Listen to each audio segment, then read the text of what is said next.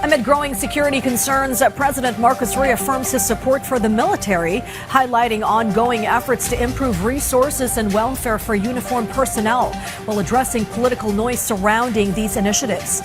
Patrick De Jesus tells us more. President Ferdinand R. Marcos Jr. visited the Eastern Mindanao Command at Camp Panacan in Davao City, together with AFP Chief of Staff General Romeo Browner Jr. During the situation briefing, the Commander-in-Chief was updated on operations against insurgency, maritime patrol, and disaster response in the region. The President also joined the troops of East Mincom in a boodle feast. He then assured them of strengthened equipment and enhanced military capabilities. This includes the recent approval of the increase in the base pay of military and uniformed personnel. The palace insists that the President's support for the troops should not be politicized. This follows criticisms from some groups, claiming the timing is connected to alleged destabilization efforts against the government. Ang pagkilala po sa mga kasundaluhan natin, hindi po ito nababatay kung anong po ang nangyayaring ingay ngayon. Mga political noise. Karapatan po nila at dapat lamang pong kilalanin ang kanilang pagiging bayani ng ating bayan. The Department of National Defense also defended the pay increase for MUPs, saying it is long overdue and not a form of bribery. Napakahirap ng kanilang trabaho. Hindi ko maintindihan itong mga nagsasabi nun, na medyo isipin naman nila yung kanilang sinasabi. Nasa yung malasakit natin para sa mga dumidepensa sa ating taong bayan tsaka ating soberenya. Huling nagkaroon ng increase nung nakaraan na administrasyon pa. Nung panahon na yun, may nagsabi ba ng ganyan? Yun ang tanong ko sa kanila.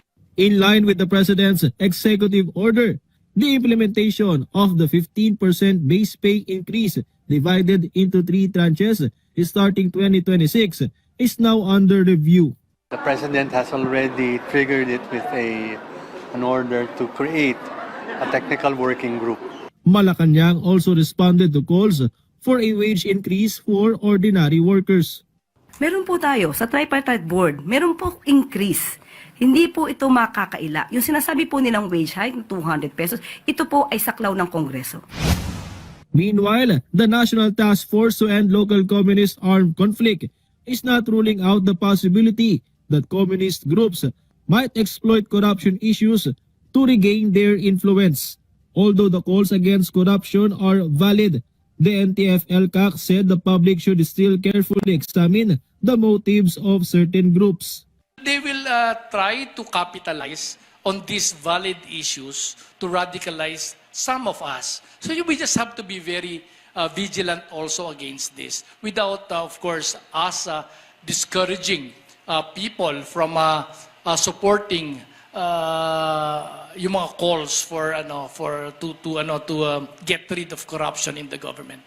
According to NTF-ELCAC estimates, the number of new People's Army members has further dropped to around 700 from its peak of about 25,000.